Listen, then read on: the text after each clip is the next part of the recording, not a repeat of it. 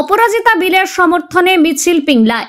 নেতাজির ১২৮তম জন্মদিবসে পিংলায় পথে নামল মহিলা তৃণমূল কংগ্রেস। এদিন অপরাজিতা বিলের সমর্থনে পিংলা তৃণমূলের দলীয় কার্যালয় থেকে কালীতলা বাজার পর্যন্ত মিছিল করে তৃণমূলের মহিলা কর্মীরা। প্রায় হাজার খানেক মহিলা এদিন উপস্থিত ছিলেন। মিছিলে নেতৃত্ব দেন পশ্চিম মেদিনীপুর জেলা পরিষদের সদস্য তথা পিংলা ব্লকের মহিলা নেত্রী কনকলতা জানাগুছায়, ব্লকের সভাপতি শেখ সাবেরাতি, ঘাটাল সাংগঠনিক জেলা যুব তৃণমূল কংগ্রেসের সম্পাদক মানিক খান সহ একাধিক নেতৃত্ব। প্রসঙ্গত, ধর্ষণ বিরোধী অপরাজিতা বিলের কথা বললেও কেন্দ্রীয় সরকার এখনো পর্যন্ত অপরাজিতা বিলকে আইনে পরিণত করেনি। এই বিলকে আইনে কার্যকরী করার দাবিতে বিভিন্ন ব্লকের ন্যায় পিংলা ব্লকে দীক্ষা কর্মসূচি পালন করে মহিলা তৃণমূল।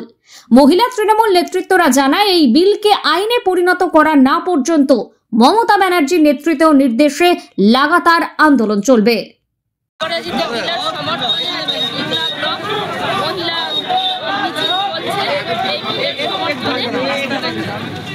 এই বিলের সমর্থনে আমরা প্রধান থেকে শুরু করে আমার সভাপতি, পঞ্চায়েত, মহিলা নেতৃত্ব সবাই আমরা এই বিলের সমর্থনে দীক্ষা কর্মসূচি নিয়েছি। সেই কর্মসূচি প্রতিফলিত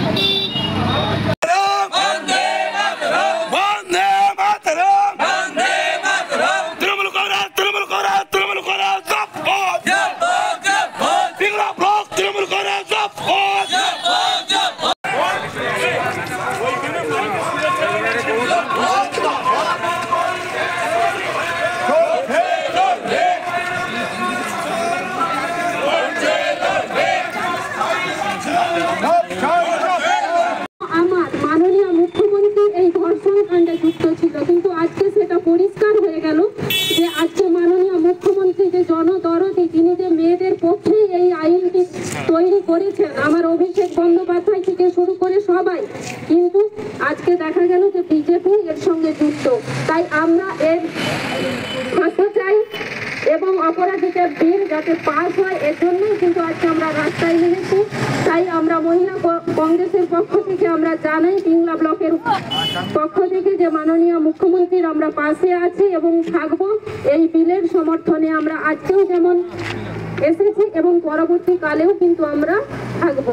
জানুয়ারি নেতাজি সুভাষচন্দ্রের জন্মদিন, এই জন্মদিনকে সামনে রেখেও কিন্তু আমাদের এই কর্মসূচি। এই বলে আমি আমার কথা শেষ করছি।